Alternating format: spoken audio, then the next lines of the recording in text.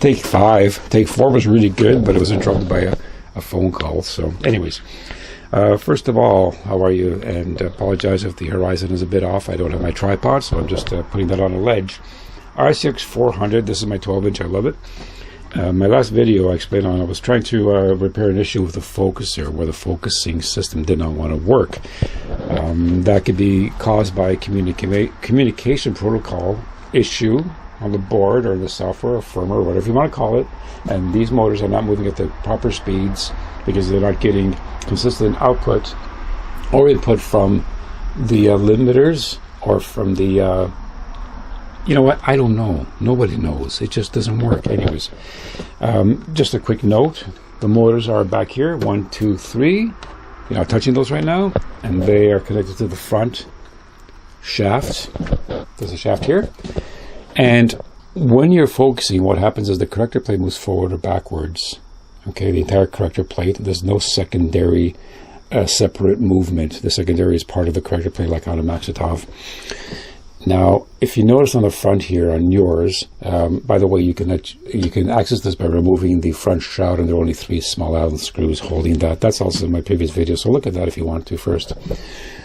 These little blocks, which have the limiter arm, they travel on a steel shaft, and they're moved forward and backwards by this rotating shaft here. Okay, so when the motor turns, these will turn, and that will pull this forward or backwards.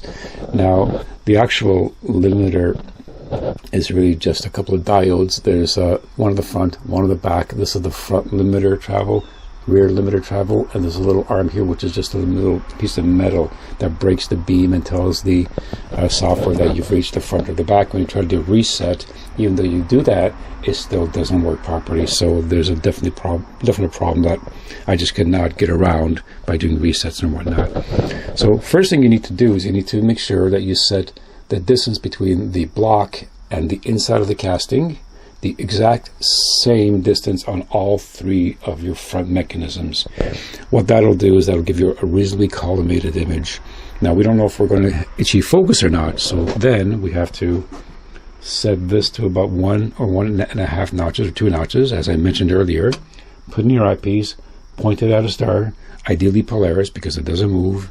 You will not get frustrated when it drifts out of sight, and check your focus. If you can achieve your focus by not moving your focuser too much, that's pretty good. If you have to rack it way out, then what's going to happen is you will not have enough travel for your other eyepieces. And if you try to go all the way in and you cannot achieve focus, then you have to adjust the front. So go back to about 1 to 1.5 notches, maybe 2 notches if you want. And then what you need to do is determine whether or not you have to rotate these counterclockwise or clockwise. So just to know, if you rotate these mechanisms clockwise, you pull the corrector plate forward away from your primary. And how you would rotate them, by the way, is use a 5/16 socket with an extension. Do not use anything motorized. Do not use a power drill. You will destroy the system. You will destroy the shaft, I guarantee it. All you have to do is get it on there and rotate it counterclockwise or clockwise, the exact same distance for all 3, the exact same direction. And if you find that the out of focus donut is larger, you went the wrong way. If it's smaller, you're in the right direction. Keep on going until you get a focus star. All right, and check with your eyepiece again. Make sure that you can focus it. Now, the second step is you throw it out of focus to check your collimation. And if you're lucky, it'll still be collimated or really, really close. If that's the case, you have to then figure out which one you need to adjust for collimation, and then make minute adjustments, clockwise or counterclockwise, to achieve your collimated image. Now, just a note, I believe that on a regular SCT, when you turn the screw inwards, it pushes the secondary forward towards the primary. I don't recall. In this case, if you turn it in that direction, you will pull the primary and secondary and corrector plate further away from each other. Okay, not really a big deal. Just remember, if it is the opposite, you have to remember that. Okay, not a big deal. So again, if you are able to adjust them to get your collimated image, and you only have to adjust one or two, there's a good chance that your focus is still okay. If you have to adjust all three, you probably throw your focus out of whack. So do your collimation and then go back and try to focus. If you have a collimated, or rather, let's say a beautiful, nice donut with concentric rings, but you cannot focus properly anymore, then you have to, again, pull it out and adjust all three in the same direction to achieve your focus. And hopefully you haven't lost your collimation. You may be doing this 2 or 3 times before you get it right. Now, once you've done that, you go to your smallest eyepiece, so let's say 5mm, whatever you're going to use, and you try to achieve your focus. If you find that you can get proper focus, then count it a day. But there's a good chance that you've probably lost your focus, so you may have to either use an extension ring on your eyepiece to pull it out slightly, or you could even try to adjust the front so that you achieve focus with your other eyepiece. However, when you do that, you might throw it off at the other end. So you have to really determine which eyepieces are you going to use the most. In my case, I'll use a 32mm more than I use my 3.5. And if I'm using my 3.5, then I can always just make a ring with a piece of ABS to bring it out about 1mm, 2mm, whatever you have to bring it out of your prism in order to achieve your focus. So it's not that big a deal. You could also go buy parfocal rings, but they get expensive. And if you're buying one ring, for $29, fine. But if you're buying 6 or 7 rings, it gets a bit expensive. Anyways, I hope this has been useful for you.